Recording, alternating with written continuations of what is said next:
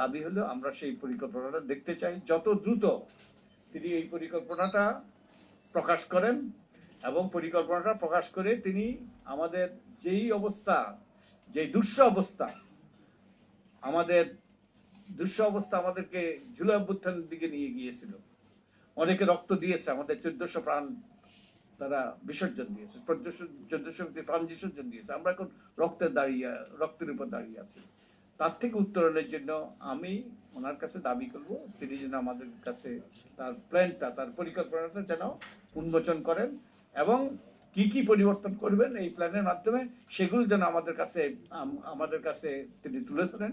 আমরা সর্বতভাবে তিনি যদি সেই রকম পরিকল্পনা করেন এবং সেই জনকল্যাণে যদি তিনি যে পদক্ষেপ নেন, আমরা সবাই সানন্দে সহায়তা করব, আমরা সর্বরকম সহায়তা করব। তো আমার আহ্বান থাকবে তিনি যেন সেই পরিকল্পনাটা প্রণয়ন করেন।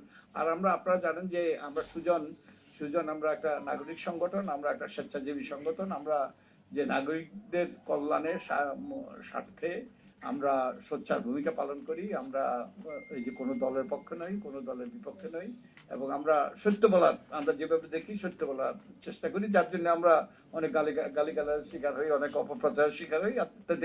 তাতে কিছু যায় আসে না। আমরা আমাদের সত্য কথা, আমরা যেটা মনে করি সত্য মানুষের কল্যাণে, সেটা করে যাব।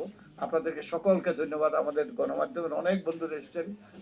আমরা দেখি হয়তো ভবিষ্যতে আমরা আরো ভিন্ন ওই যে